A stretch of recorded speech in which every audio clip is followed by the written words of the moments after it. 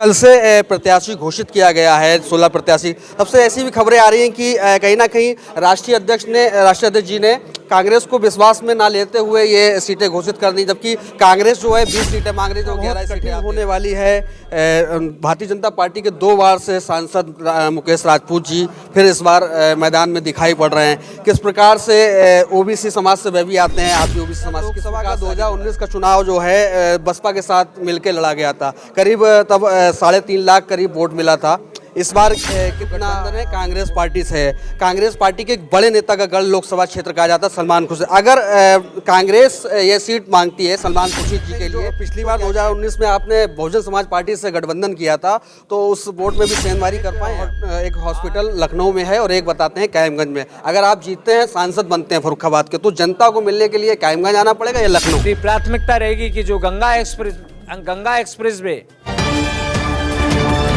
Samajwadi party ने कल अपने लोकसभा के 16 प्रत्याशियों की सूची जारी कर दी, जिसके के साथ फर्रुखाबाद के लोकसभा प्रत्याशी जो हैं डॉक्टर नवल किशोर साहब को बनाया गया। आज हमारे साथ पीपीएफ लाइव पर हैं, उनसे कुछ जानेंगे क्या आगे की रणनीति रहेगी। सर नमस्कार, पीपीएफ लाइव का आपका स्वागत है। बहुत बहुत धन्यवाद। पहले तो आपको बहुत बहुत शुभकामनाएं। समाजवादी पार्टी ने आपको लोकसभा का प्रत्याशी बनाया है फर्रुखाबाद से, क्या कहना चाहेंगे फर्रुखाबाद? बहुत बहुत धन्यवाद देते हुए मैं तो यही कहना चाहूँगा, आज जो समाजवादी पार्टी जो गरीबों की, नौजवानों की और किसानों की, और ख़ासकर आज जो राष्ट्रीय अध्यक्ष अखिलेश यादव जी ने जो पीडीए का जो नारा दिया है, सही मायने में धरातल पर उतारने का काम डॉक्टर नवल किशोर को इस लायक समझा, तो सबसे पहले तो मैं धन्यवाद देना चाहूँगा आदरणीय राष्ट्रीय अध्यक्ष अखिलेश यादव जी को। और मैं कहना चाहूँगा कि जो उम्मीद और विश्वास से डॉक्टर नवल किशोर को फर्रुखाबाद में उतारा है, उनकी उम्मीदों पर खरा उतरने का काम करूँगा। परीक्षा बहुत कठिन होने वाली है। भारतीय जनता पार्टी के 2 बार से सांसद मुकेश राजपूत जी फिर इस बार मैदान में दिखाई पड़ रहे हैं। किस प्रकार से ओबीसी समाज से वे भी आते हैं, आप भी ओबीसी समाज, किस प्रकार से आगे की लड़ाई रहे? बड़ी बड़ी परीक्षाएं मैंने दी हैं। सोचो, जहां एमबीबीएस डॉक्टर क्रीम होता है और एमबीबीएस के बाद यूपीएससी की परीक्षा होती है, उस यूपीएससी की परीक्षा में भी पूरे प्रदेश में डॉक्टर नवल किशोर प्रथम स्थान पाया था। और ये लड़ाई तो सामाजिक क्रांति की लड़ाई है। आज जहां हम सामाजिक क्रांति के माध्यम से लगातार 12 से 13 सालों से लोगों की मदद करने का काम कर रहे हैं, एक डॉक्टर बनके मैंने वगैर जाति देखे, वगैर धर्म देखे, जैसे हमने इलाज किया, ऐसे ही लोगों का यहाँ पर डॉक्टर नवल किशोर को प्यार और आशीर्वाद मिलेगा। और निश्चित रूप से आप देख लेना, ये डॉक्टर राम मनोहर लोहिया जी की धरती है। इस धरती पर पुनः 2024 में इतिहास रचने का काम करेंगे। जब से कल से प्रत्याशी घोषित किया गया है 16 प्रत्याशी, तब से ऐसी भी खबरें आ रही हैं कि कहीं ना कहीं राष्ट्रीय अध्यक्ष जी ने कांग्रेस को विश्वास में ना लेते हुए ये सीटें घोषित कर दी, जबकि कांग्रेस जो है 20 सीटें मांग रही थी, वो 11 सीटें आप दे रहे हैं। हम लोग आदरणीय राष्ट्रीय अध्यक्ष जी के हर निर्णय मानने के लिए तैयार हैं और बाध्य हैं। उनका जैसा भी आदेश होगा वो मान्य होगा और वो सर्वमान्य होगा। पिछला लोकसभा का 2019 का चुनाव जो है बसपा के साथ मिलकर लड़ा गया था, करीब तब 3.5 लाख करीब वोट मिला था। इस बार कितना वोट मिलने की अंदेशा है? पिछली बार तो एक पार्टी से गठबंधन हुआ था और इस बार एक सामाजिक गठबंधन हुआ है। तो एक पार्टी और एक समाज में कितनी बड़ी ताकत होती है, तो अब उसका 3 टाइम्स कर लीजिए। तो कहीं ना कहीं कह सकते हैं कि जो पिछली बार 2019 में आपने बहुजन समाज पार्टी से गठबंधन किया था, तो उस वोट में भी सेंधमारी कर पाए हैं आप? आज राष्ट्रीय अध्यक्ष अखिलेश यादव जी इस देश में जो बाबा साहेब भीमराव अंबेडकर जी ने संविधान बनाया और 26 जनवरी 1950 को इस देश में लागू किया, और वही संविधान इन 75 सालों में धीरे धीरे उसमें अमेंडमेंट इतने हो गए कि मैं कह रहा हूँ कि परखच्चे उड़ गए।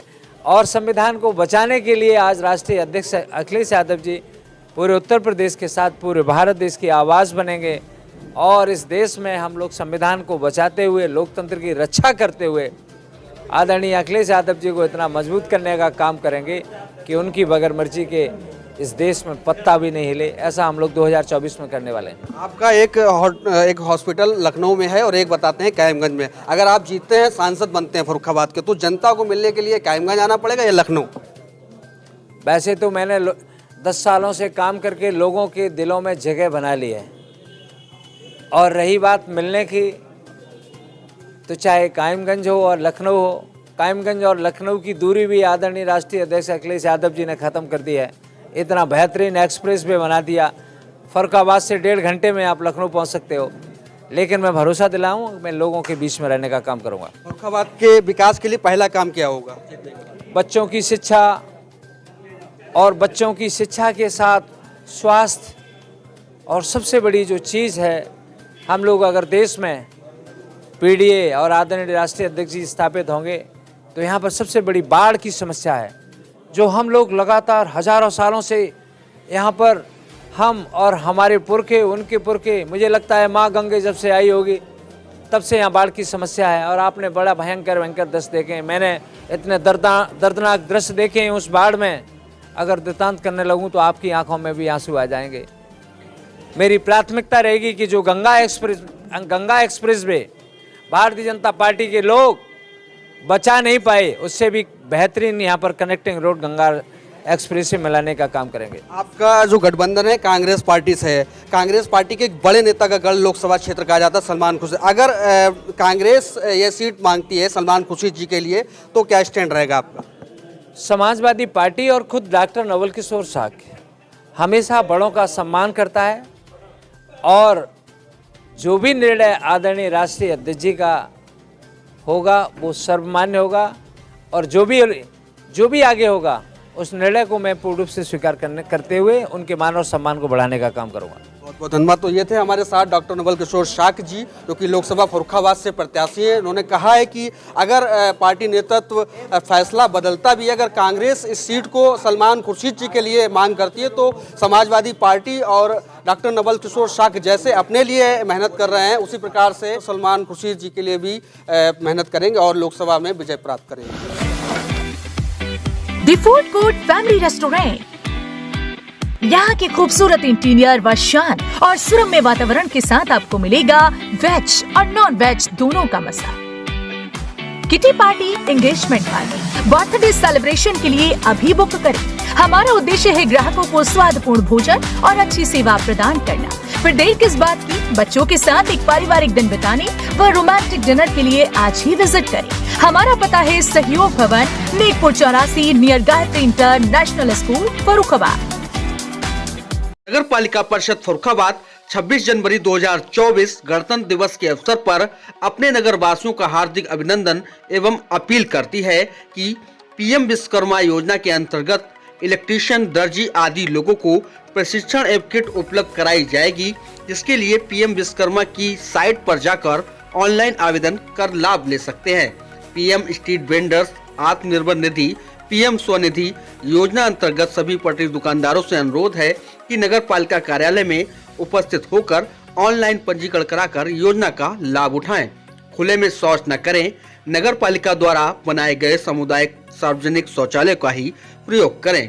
शासन द्वारा प्रतिबंधित पॉलिथीन का उपयोग न करें, कूड़ा कूड़ेदान में ही डालें एवं अपने आसपास साफ सफाई रखें। बसला अग्रवाल, अध्यक्ष नगर पालिका परिषद फर्रुखाबाद। रविंद्र कुमार, अधिशासी अधिकारी, नगर पालिका परिषद फर्रुखाबाद।